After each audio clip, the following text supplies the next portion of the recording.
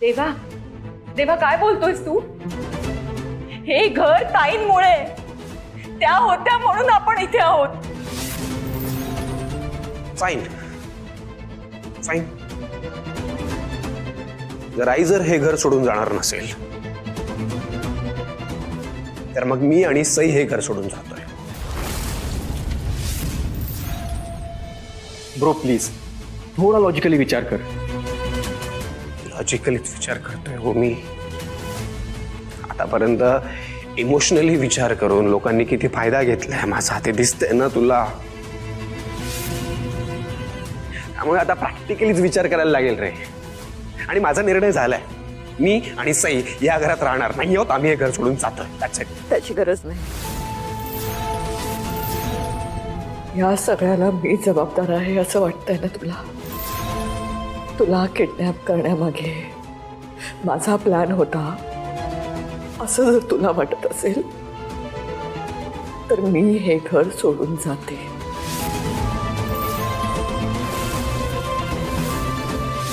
Bhairavi please, तू तरी असा आत्ताही निर्णय घेऊ नकोस. तो डिस्टर्ब आहे म्हणून तो असं बोलतोय. थोड्या वेळाने शांत होईल. देवा, देवा चुकीचं करतोस तू. प्लीज प्लीज भैरवीताईंना थांबव. तर प्लीज मॅडम ना थांबवा. नंतर तुम्हाला पश्चाताप होईल या गोष्टीचा. याचा चुकीचा निर्णय नका घेऊ तुम्ही. देवांश, असं का करतोयस तू? भैरवीला जायला का सांगतोयस? तू पुन्हा एकदा विचार कर.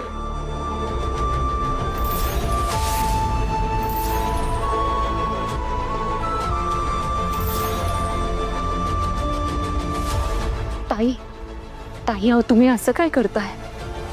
मुलगा मानताना तुम्ही त्याला अहो रागाच्या भरात बोलून गेलाय. तो कळतंय ना तुम्हाला? नका भैरवी असं प्लीज प्लीज असं करू नकोस. Madam, madam please. Sir disturb आहे माहिती आहे ना तुम्हाला. तुम्ही तरी घ्या ना समजून त्यांना प्लीज. मला माहिती आहे सई, या सगळ्या मागे तू आहेस. तू माझ्या मुलाच्या मनात माझ्याबद्दल विष कालवलंस. आज तुझ्यामुळे मला माझं घर सोडून जावं लागतंय. तुझ्यामुळे माझा मुलगा माझ्यापासून दुरावलाय. नाही सोडणार मी तुला, नाही सोडणार. आत्या प्लीज ऐक ना.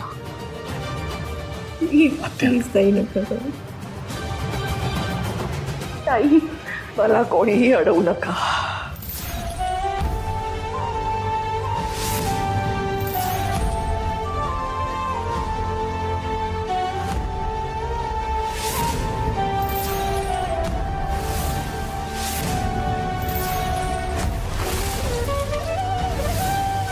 देवांश, जगात कोणावरही केलं नाही इतकं प्रेम मी तुझ्यावर केलंय.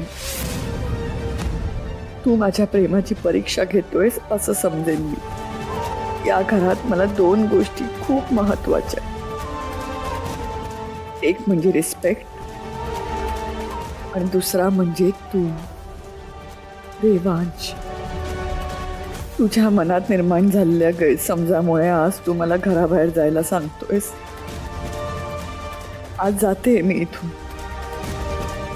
पण मी परत येईन आणि जे माझं आहे ते मिळवूनच राहील. शब्द आहे माझा.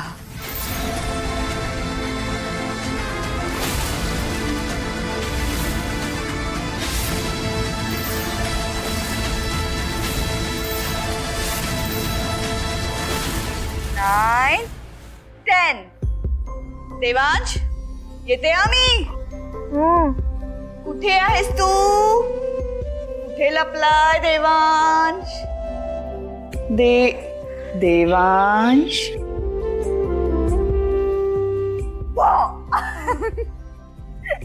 मजा आली? मजा आली. आई, आता तू लव. मी लपू? हा. मग तू काउंट कर. 1 2 3 4 10. आई कुठे आहेस तू? वा, इथं पण नाही.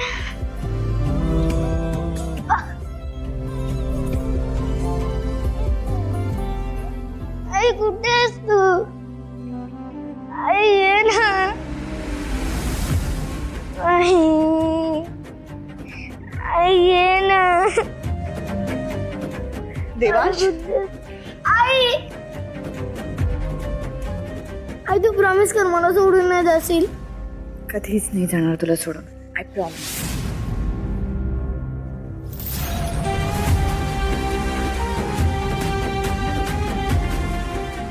देवा देवा, अरे भैरवी बाहेरच असेल. हे बघ, हा अनर्थ होण्यापासून आपण रोखू शकतो. तू प्लीज प्लीज जा आणि तिला बोलवून आण. जा जा. त्यांना सांग मी रागाच्या भरात बोलून गेलो म्हणून.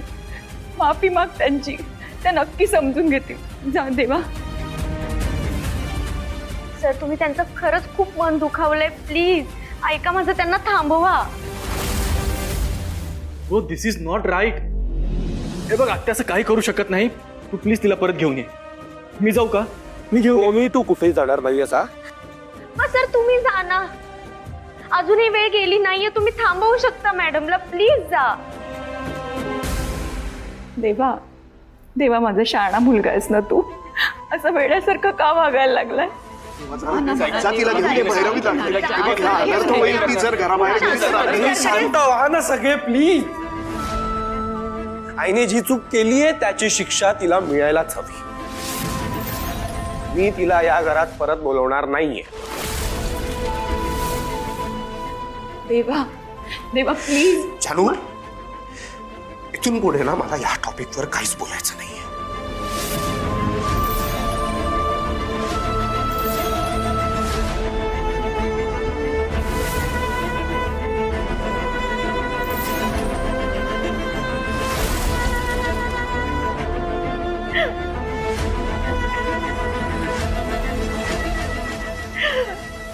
हा आपला देवा नाहीये.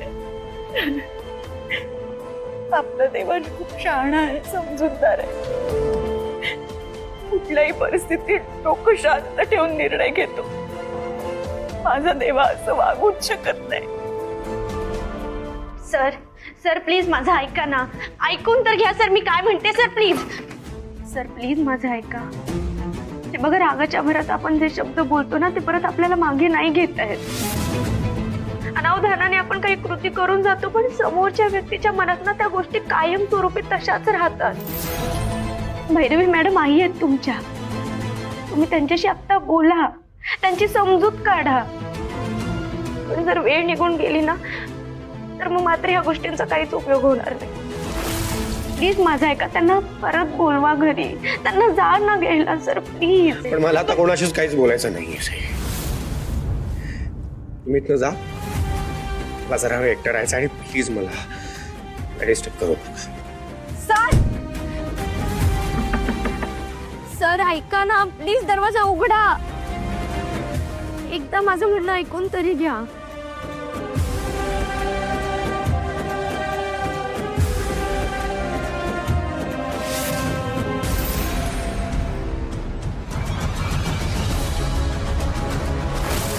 सी आई, मी आज हे जे काही अचीव्ह करतोय ना ते फक्त तुझ्या.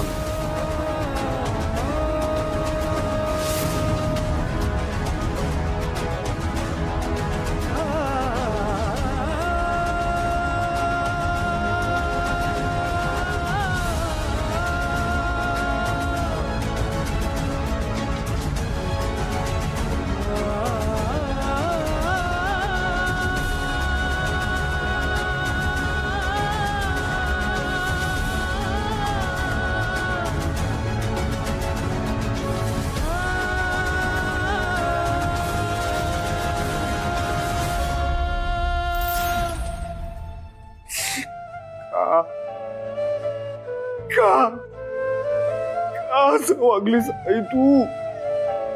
तुझ्यावर इतकं प्रेम केलं मी, तुला आदर्श मानलं, तू जो रस्ता दाखवला त्याच्यावर डोळे झाकून चालत राहिलो मी.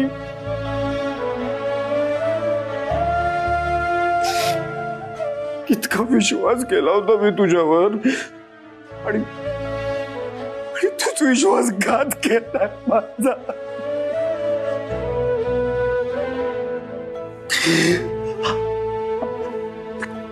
आई या शब्दाचा अपमान केलायस तू. अपमान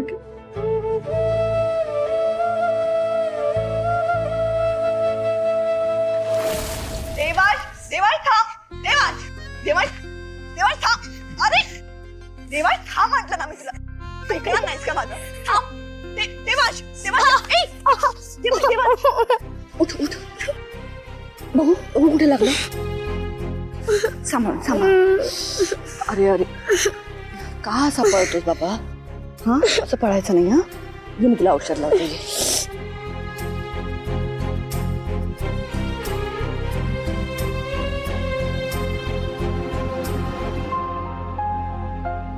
देवा हे बघ थोडस मी मम भरवते ना तुला तू गुड बॉय आहे ना पटकन जेव राजा असं नाही करायचं अरे तू असं पळापळी नको करू तिकडे बस ये इकडे बस ये इथे बस अरे अरे पडशील जेवला नाहीस तर मोठा कसा होणार हा शक्ती कशी येणार एवढं फिनिश कर मी तुला लगेच फिरायला घेऊन जाणार मस्त होतला अरे देवा अरे ऐक रा देवांश चॉकलेट कोणाला हवंय मिळणार पण चला चला चला जो आधी जेवण फिनिश करेल त्याला चॉकलेट कोण करणार आहे फिनिश व्हेरी गुड चल तिकडे बस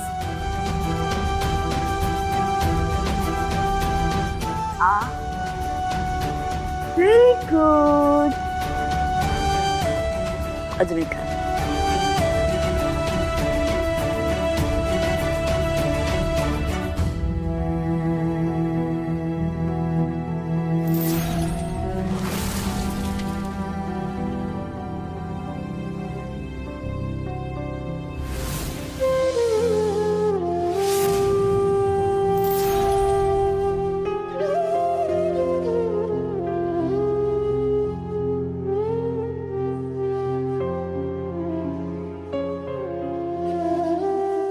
आई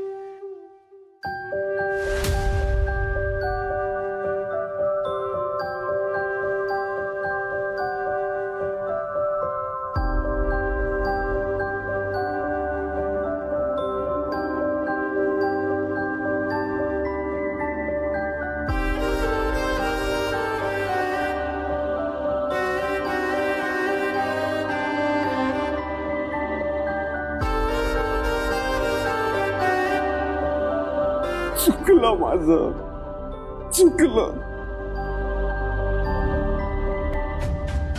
खूप बोललो ना मी तुला नको नको ते आरोप केलेत मी तुझ्यावर मला माहितीये मी हे सगळं नको करायला हवं होतं पण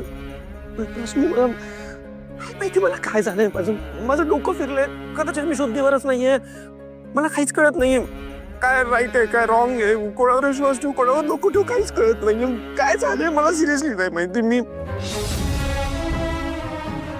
मला असं जरा खरचटलं तरी तर तुझ्या डोळ्यात पाणी यायचं एखादी गोष्ट जर मला हवी असली तर मी मागायच्या आधी तू माझ्यासमोर हजर केलीस नेहमी माझ्या भल्याचा विचार केलास तू आणि मी काय केलं तुझ्या बरोबर कोणीतरी काहीतरी बोललं म्हणून त्याच्यावर विश्वास ठेवून मी तुला लांब केलं माझ्यापासून घराबाहेर काढलं मी तुला मी चुकलं माझं so sorry I really very sorry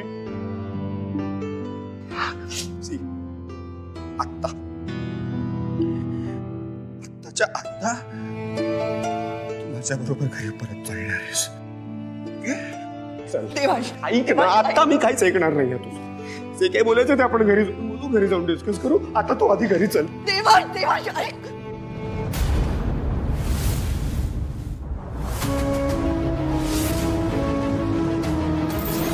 मला वाटलं होतं देवांश जेव्हा परत येईल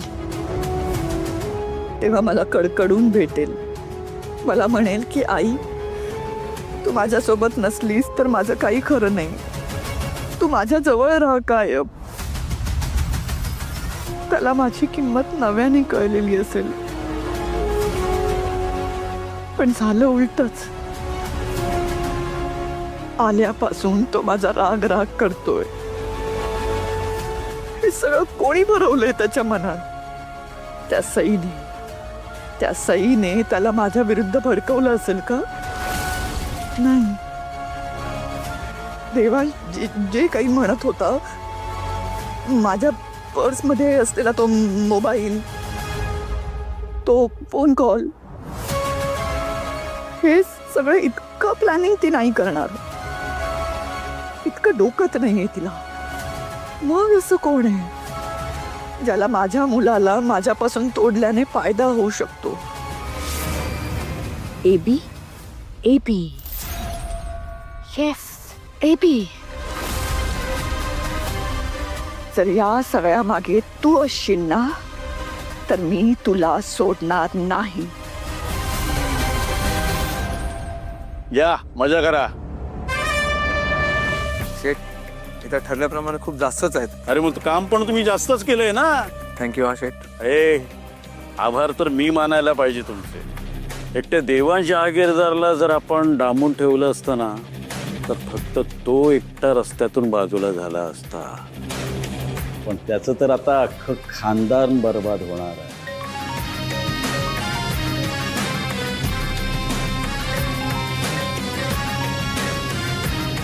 हॅलो अंकल, बोल बोल अंजली. खूपच खुश दिसताय तुम्ही. अंजली असं काय करतेस? अगं मी खुश असणारच. जागीरदारांची वाताच सुरू झाली आहे ना. मग त्याच्याशिवाय माझ्यासाठी आनंदाची दुसरी कुठली गोष्ट असणार आहे? बाय द वे, कशासाठी फोन केला होतास? ते हा हा संकोच करू नकोस, बिनधास्त बोल. तुम्ही मला पैसे दिले खरे, पण आता मी तुमचं इतकं मोठं काम केलंय म्हटल्यावर अमाऊंट पण थोडी जास्त असायला हवी ना. अंजली मिळतील मिळतील, तुला हवे तेवढे पैसे मिळतील. अंजली अजूनही तुझं काम संपलेलं नाहीये. हे बघ, यापुढेही तुझी मला मदत लागणार आहे, हे नीट लक्षात ठेव. येस, तुम्ही फक्त सांगा, मी सगळं करेन. Okay bye. Okay bye uncle.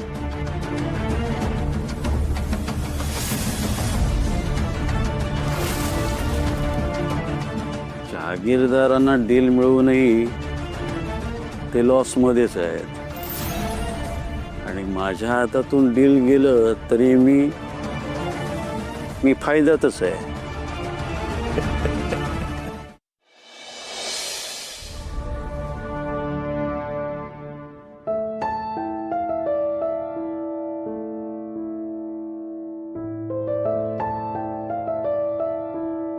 अहो येताय ना जेवायला?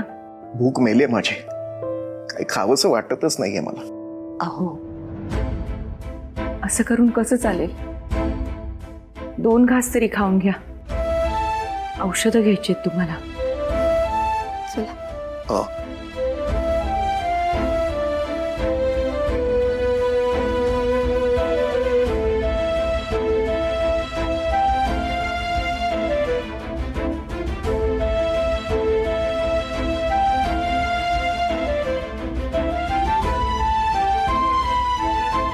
अहो जानकी, भैरवीने काही खाल्लं असेल का ग? काय भलतच होऊन बसलं सगळं. हो ना, इतके दिवस देवांश घरात नव्हता म्हणून आपण दुःखात होतो आणि आता भैरवीताई नाहीये. कुणाची दृष्ट लागली आपल्या घराला, देव जाणे बाई. आज आपण सुखाचे 2 घास खाऊ शकतोय ते फक्त भैरवीमुळे. ती नसती तर आपलं काय झालं असतं देवाच ठाऊक. तिने किती केलं आपल्यासाठी, शून्यातून वर आणलं आपल्याला, आणि आपण मान्य आहे मला. जे घडलं त्याबद्दल मला सुद्धा खूप वाईट वाटतंय हो. आई, सई, अगं देवांश कुठे? नाही आई, मी त्यांना बोलवलं पण ते म्हणतात भूक नाहीये. अगं मी बोलते त्याच्याशी एकदा. मला नाही वाटत तो आत्ता कोणाचंही ऐकून घेण्याच्या मनस्थितीत आहे. त्याला वेळ देऊया आपण. उद्या बोलू आपण त्याच्याशी.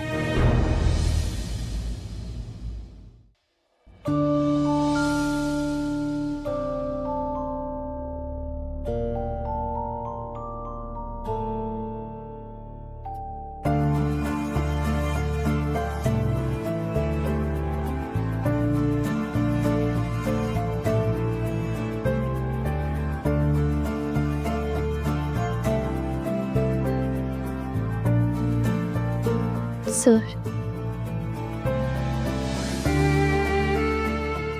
सई मी तुम्हाला सांगितलं ना मला नाही जेवायचं.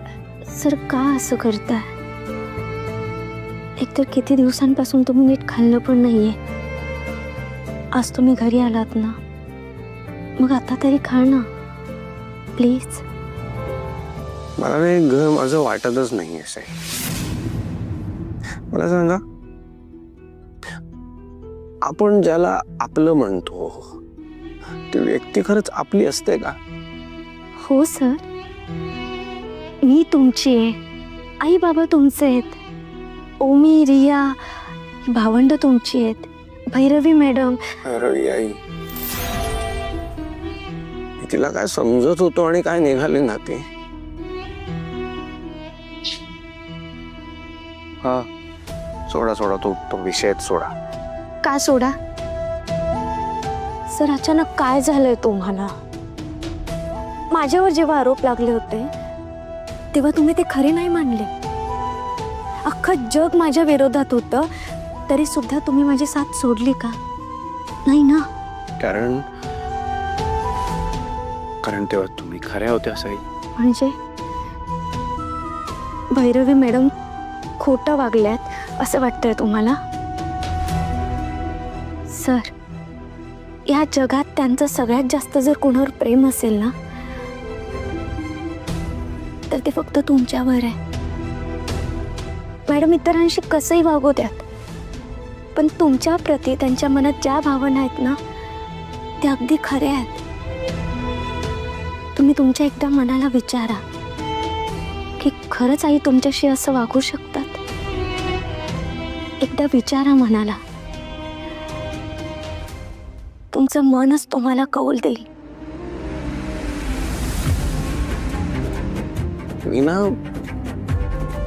मी आता माझ्या मनाचं नाही, इथून पुढे मी माझ्या मेंदूचं ऐकायचं ठरवलं. आणि चला एक वेळ जर मी माझ्या मनाचं ऐकलं आणि हे मान्य केलं की आईने काहीच केलं नाही, पण माझ्याकडे जे पुरावे आहेत त्यांचं काय? आणि काय ना सई, मी माझ्या डोळ्यांनी जे बघितलंय ना ते तुम्ही नाही बघितलंय. या माझ्या कानांनी मी जे ऐकलंय ना ते तुम्ही नाही ऐकलंय. असं काय पाहिलंय तुम्ही आणि काय ऐकलंय मला सांगा. बिल मिळू नये म्हणून आणि स्वतःचं अस्तित्व टिकून राहावं म्हणून त्या व्यक्तीने असं केलंय. ती व्यक्ती म्हणजे भैरवी जहागीरदार. आता तुम्हीच सांगा, इतकं सगळं माहिती असल्यावर आईला घरी परत कसं घेऊन येऊ मी?